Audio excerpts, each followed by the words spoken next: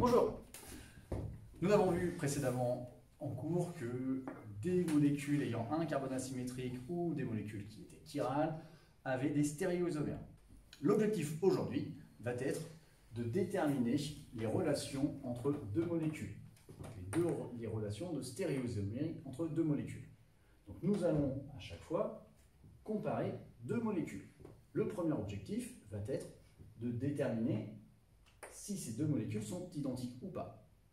Pour cela, il va falloir placer ces deux molécules dans des configurations identiques, c'est-à-dire mettre les mêmes liaisons dans le plan. Ici, vous avez une liaison Cl, une liaison CH3. Dans l'autre molécule, vous n'avez pas les mêmes liaisons. On va donc tourner cette molécule pour pouvoir comparer à la première molécule, c'est-à-dire mettre dans cette molécule les liaisons Cl ici et CH3.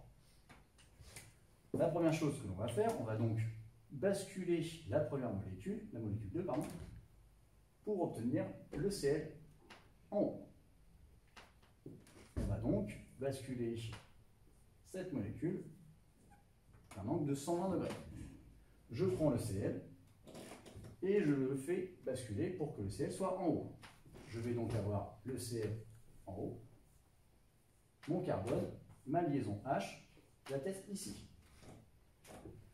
Si je bascule de 120 degrés, la liaison CH3 qui vient vers vous restera vers vous. La liaison OH qui pointe vers l'arrière continuera à pointer vers l'arrière. Je obtiendrai donc ma liaison CH3 ici et en arrière du plan, ma liaison OH.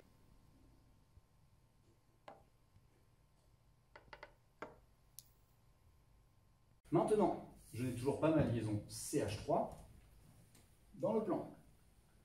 Je vais donc, à partir de ma molécule basculée, tourner cette molécule de 60 degrés afin que CH3 se retrouve dans le plan.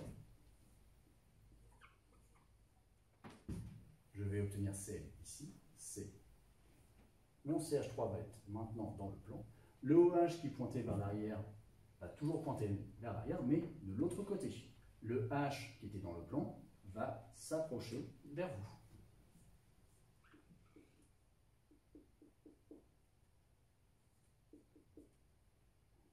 J'ai ma molécule 2 que j'ai fait basculer, et tourner. Je peux comparer maintenant cette molécule à la première molécule. Si ces deux molécules sont identiques, elles sont superposables. Sinon, elles seront stéréoisomères. On compare, donc j'ai bien mes deux liaisons identiques dans le plan. J'observe que OH ici pointe vers vous, alors qu'ici c'est H. Ces deux molécules ne sont pas identiques. Elles auront donc un lien de stéréoisomère, soit énantiomère, soit diastéréoisomère.